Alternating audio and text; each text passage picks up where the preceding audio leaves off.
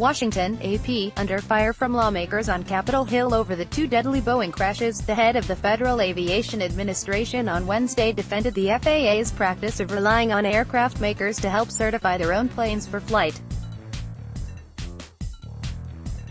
Acting FAA Administrator Daniel Elwell said the strategy has consistently produced safe aircraft designs for decades, and he said the agency would need 10,000 more employees and an additional $1.8 billion a year to do all the work now done by designated employees of the companies it regulates.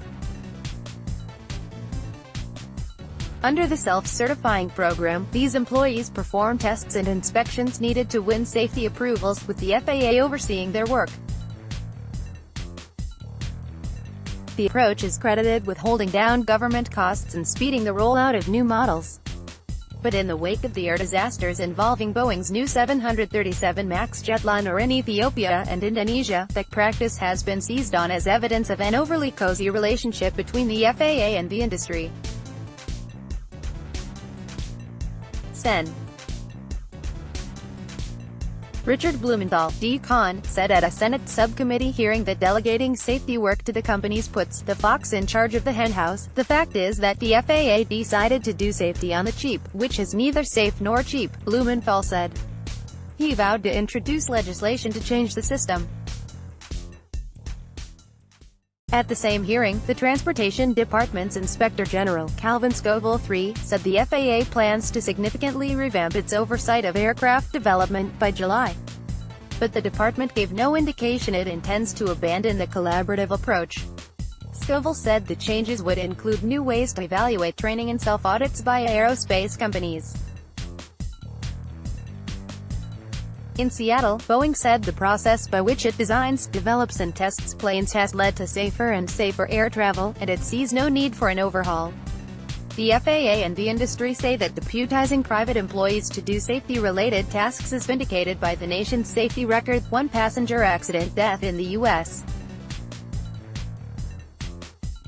in the last 10 years and millions of flights. Elwell said the approach is part of the fabric of what we have used to become as safe as we are today. The MAX, featuring bigger, more efficient engines, went into service in 2017.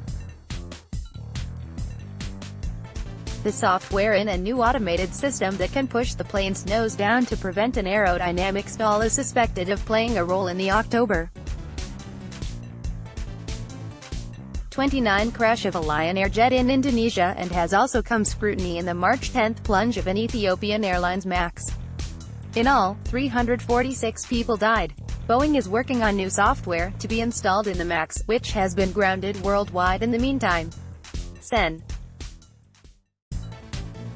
Ted Cruz, R. Texas, who chaired the hearing, said that close relationship between industry and regulators threatens to erode the confidence of the flying public. Transportation Secretary Elaine Chao, who oversees the FAA, has asked Scoville to look into the way the agency certified the MAX as airworthy. Also, the Justice Department is investigating possible criminal violations involving the airliner's certification. In addition, the Transportation Department watchdog plans to examine the widespread use of automated systems to fly airplanes and whether pilots are being adequately trained for when such features fail. Meanwhile, in Seattle, Boeing's Vice President of Airplane Development, Mike Sinnott, outlined the changes the company is making to the flight control system and pilot training, and he repeated Boeing's confidence in the safety of the MAX. Boeing also invited about 200 pilots from several airlines with Seattle area facility to explain to them the changes in the MAX. We are working with customers and regulators around the world to restore faith in our industry and also to reaffirm our commitment to safety and to earning the trust of the flying public, Sinnott said. Koenig reported from Dallas, Krisher from Detroit. Associated Press writer Gene Johnson in Seattle also contributed to this story. Copyright the Associated Press. All rights reserved. This material may not be published, broadcast, rewritten or redistributed.